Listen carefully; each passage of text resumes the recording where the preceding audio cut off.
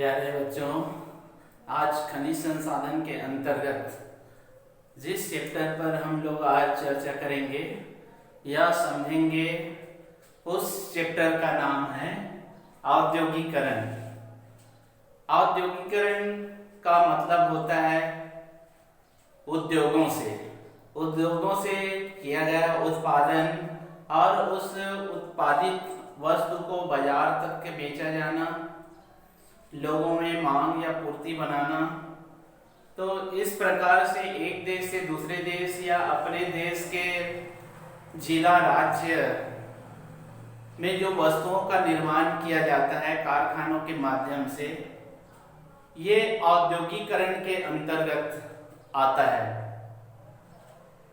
प्राचीन समय में देखा जाता था कि हमारा जो भारत देश है वो कृषि प्रधान देश था और वहां का जो उत्पादन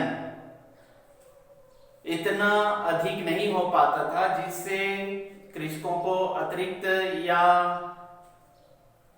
जनता को जिस प्रकार से लाभ मिलना चाहिए या उनका आय बढ़ना चाहिए, उस प्रकार से उसका आय नहीं बढ़ पाता था। तो धीरे धीरे औद्योगिकरण ब्रिटेन 18वीं सदी में जब शुरुआत किया, तभी से आज लगातार विभिन्न राष्ट्रों तक के या विभिन्न देशों तक के ये औद्योगिकरण बड़ी तेजी के साथ में बढ़ रहा है और उसमें कई प्रकार के उत्पादन और कई प्रकार की उपयोग की वस्तुएं वहां पर निर्मित हो रही है।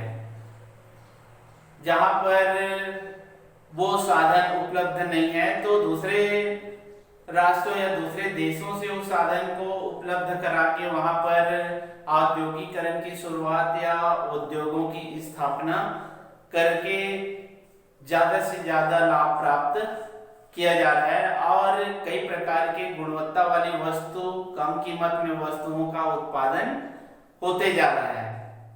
तो यही औद्योगिकरण के बारे में आज हम लोग समझेंगे। तो औद्योगिकरण के अंतर्गत उद्योगों को प्रभावित करने वाले जो प्रमुख कारक है, किस प्रकार से उद्योग प्रभावित हो जाते हैं, उन कारकों को आज हम लोग देखते हैं। या उद्योगों के लिए जो आवश्यक तत्व कौन कौन से होना चाहिए। तो सबसे पहला जो यहाँ पर पॉइंट जो लिखा है वो पॉइंट है कच्चा माल। कच्चा माल की उपलब्धता या निकटता, या जहां पर कच्चा माल आसानी से मिल जाता है वहीं पर कल कारखाने या उद्योगों का निर्माण करना चाहिए। जैसे कि अगर 100 रुपए का लोहा खरीदा जाता है और 100 रुपए की रुई खरीदा जाता है, तो दोनों में अंतर है। एक भारी वस्तु है और दूसरी हल्की वस्तु है। लोहे को अगर एक स्थान से दूसरे स्थान पर अगर ले जाना है, जैसे कच्चा माल लोहे के रूप में लौह अयस्क का प्राप्त होता है और उसको अगर ले जाना है दूसरे स्थान पर, दूर के कारखानों में ले जाना है, तो उसको ले जाने का जो खर्च अधिक आता है और उस खर्च को फिर उस उत्पादन में जोड़ दिया जाता है और उसके बाद उस वस्तु की कीमत ज्यादा हो जाती है।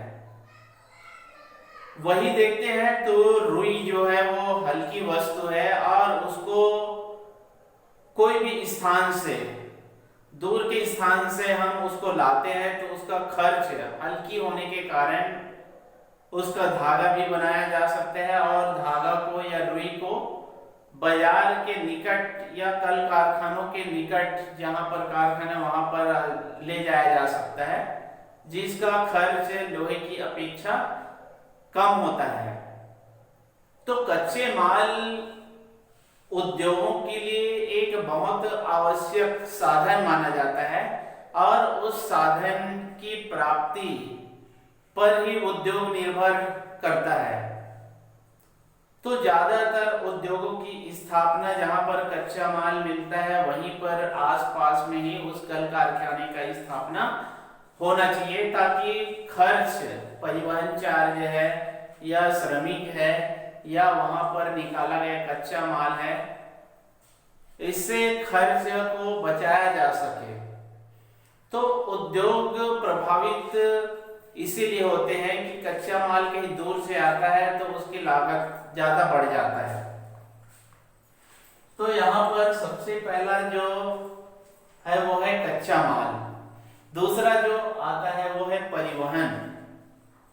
परिवहन के साधन, सड़क मार्ग या रेल मार्ग के द्वारा कच्चे माल को एक स्थान से दूसरे स्थान पर लाने ले जाने के लिए, या निर्मित माल है उसको एक स्थान से दूसरे स्थान या बाजारों तक के या लोगों की पहुंच तक के पहुंचाने के लिए परिवहन साधन बहुत जरूरी हो जाता है।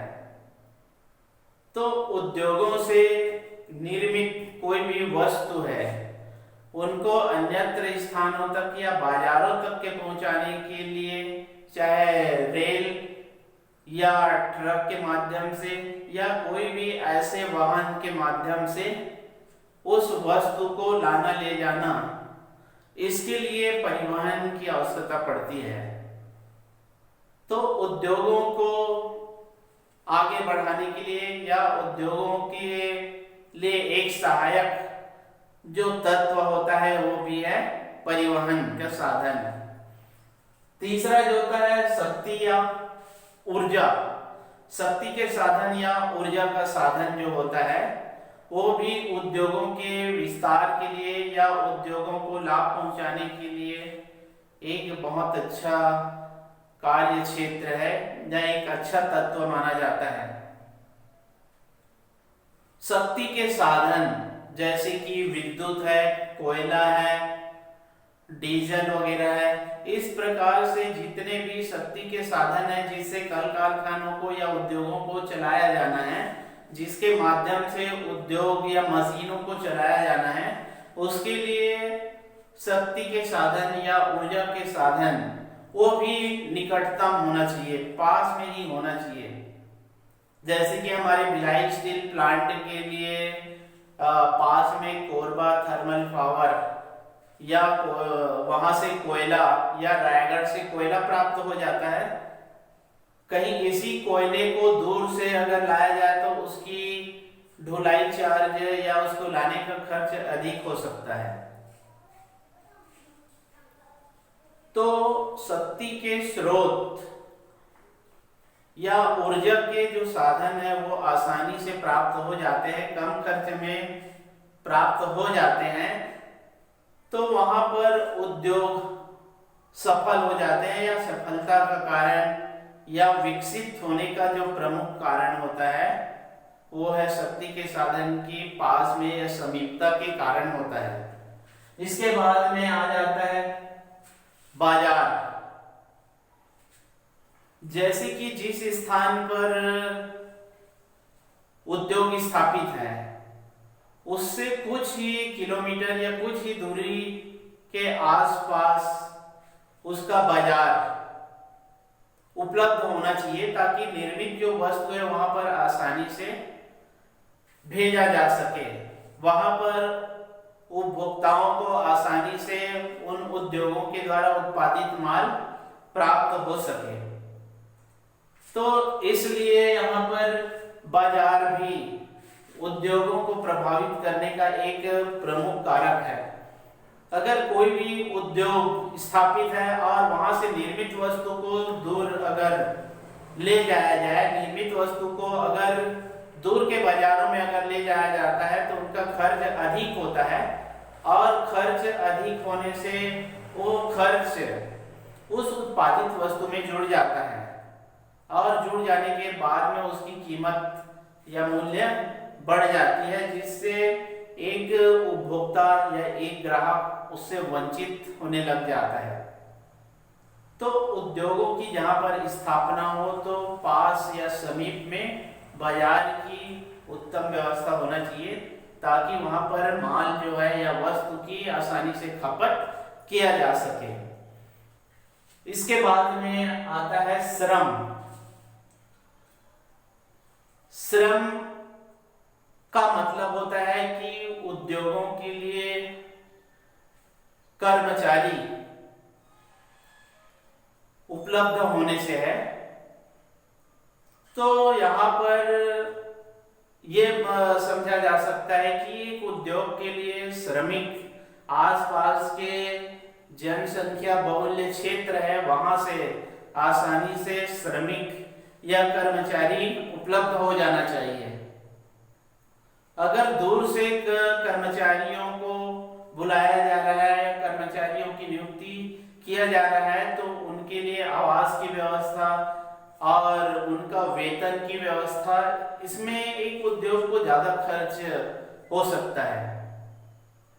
इसलिए श्रम जो श्रमिक या कर्मचारी से लिया गया है, तो एक कर्मचारी उद्योग के लिए उतना ही आवश्यक है जितना एक उद्योग को चलाने के लिए मशीन, शक्ति के साधन और भूमि, ये सारी चीज आवश्यक है। उसी प्रकार से एक मानव श्रम भी उद्योगों के लिए बहुत महत्वपूर्ण है,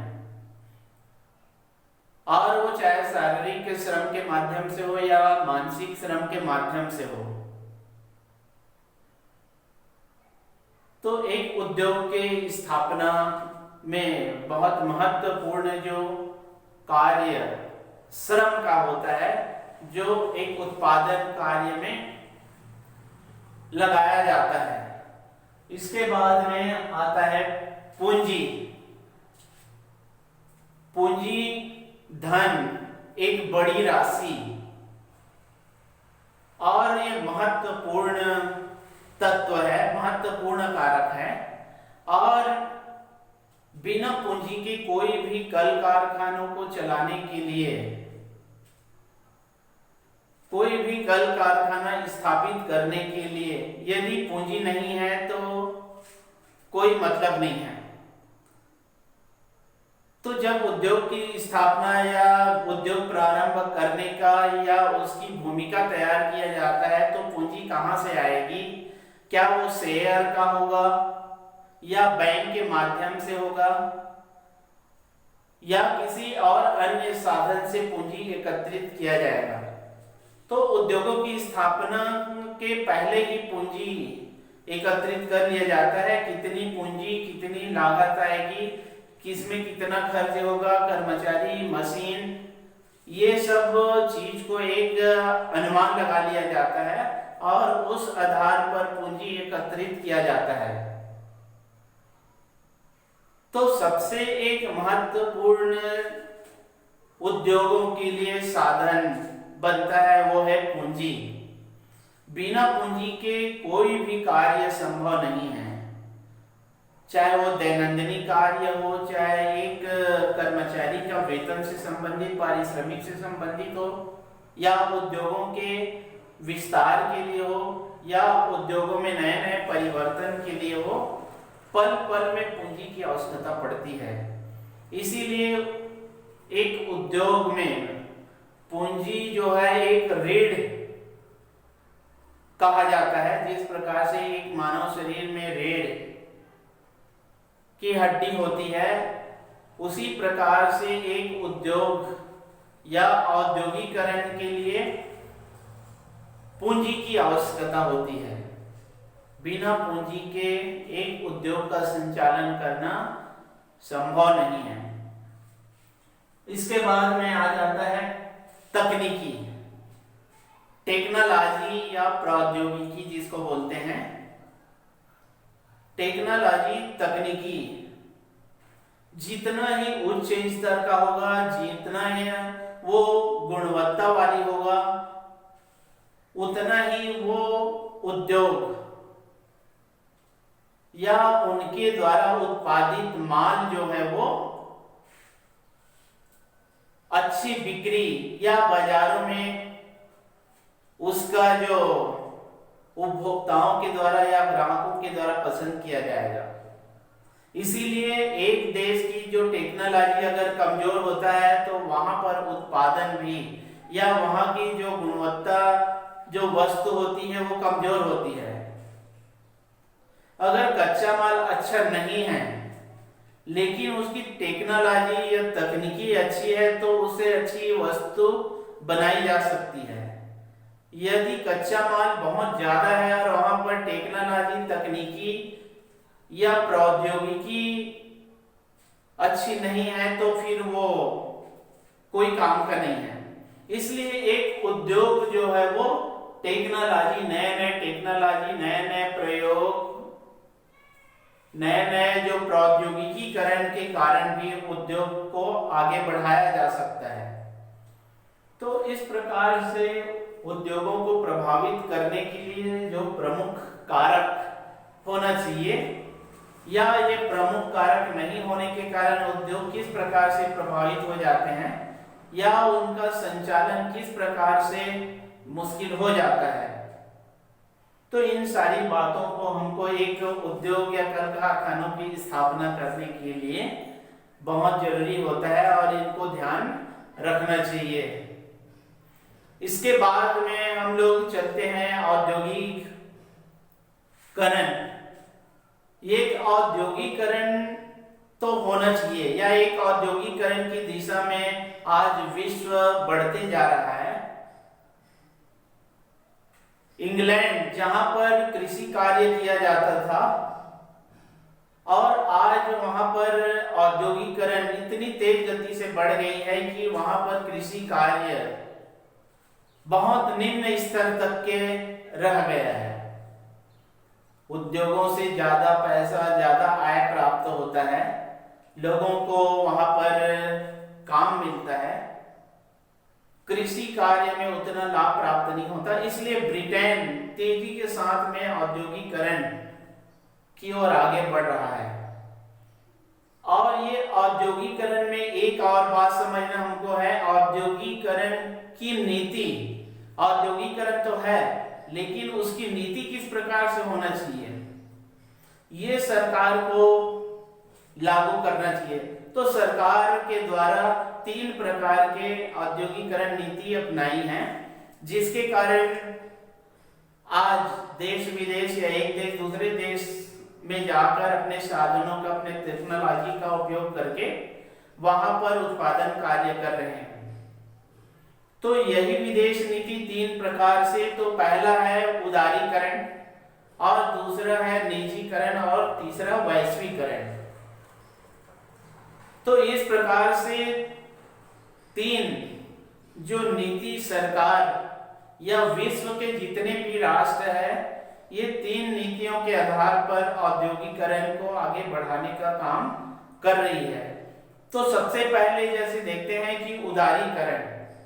उदारीकरण में सरकार बहुत सारे अपने नियम शर्त में ढिलाई कर दी है जिससे दूसरे देश या कोई भी पूंजीपति है वो अपना पूंजी लगाकर आसानी से उद्योगों की स्थापना करे और उत्पादन कार्य करे।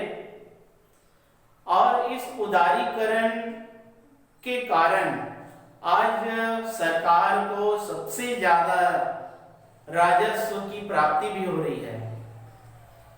शुरुआत में हमारे भारत में उदारीकरण की नीति नहीं थी और विदेशों को हमारे भारत में उद्योग स्थापित करने का कोई अधिकार नहीं दिया गया था। लेकिन हमारे देश में इतना संसाधन होने के बावजूद यहाँ पर टेक्नोलॉजी की कमी या मजदूरों की जो प्रशिक्षित होना, इनकी कमी के कारण यहाँ का संसाधन का पर्याप्त प्रयोग नहीं हो पाया। फिर सरकार ने उदारीकरण की नीति अपनाई और विदेशों को आमंत्रित किया कि यहाँ पर आकर आप उद्योग स्थापित कर सकते हैं, हमारे देश में अपने साधनों को उपयोग कर सकते हैं, कच्चा माल और भूमि हमारी होगी जिसका राजस्व आपको देना पड़ेगा। तो इस प्रकार से जब उदारीकरण की नीति सरकार ने लागू की तभी से आज कई जो विदेशी कंपनियां हमारे भारत में या बहुराष्ट्रीय जो कंपनियां हैं हमारे भारत में आकर कई प्रकार के उत्पाद या कई प्रकार के वस्तुओं का निर्माण आज कर रही है। तो ये उदारीकरण की नीति सरकार के द्वारा अपनाई जानी चाहिए। दूसरी जो नीति है वो निजीकरण। शुरुआत में देखा गया तो सार्वजनिक, भारत के जो सार्वजनिक क्षेत्र को ज्यादा प्राथमिकता दिया गया और धीरे धीरे सार्वजनिक क्षेत्र में घाटे की स्थिति बन गई और घाटे की स्थिति के कारण धीरे धीरे वो सार्वजनिक उपक्रम या सार्वजनिक जो उद्योग है वो बंद होने लग गए।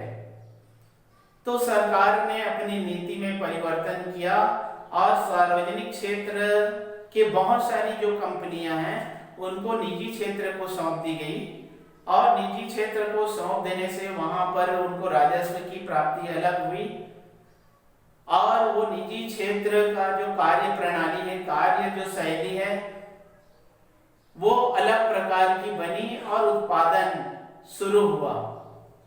तो इस प्रकार से निजीकरण होने से भी आज जगह जगह पर उद्योगों की स्थापना बहुराष्ट्रीय कंपनियों के द्वारा किया जा रहा है। इसके बाद में तीसरी जो नीति आती है वैश्वीकरण या भूमंडलीकरण कहा जाता है।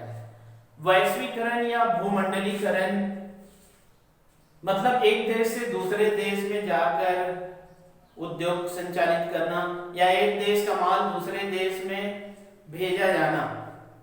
तो इस प्रकार से बड़े बड़े जो राष्ट्र है एक दूसरे देशों में जाकर कई प्रकार के वस्तु का निर्माण या वहां पर कंपनी का निर्माण करके आज ज्यादा से ज्यादा लाभ कमा रही है और लोगों को भी उसमें रोजगार की प्राप्ति हो रही है।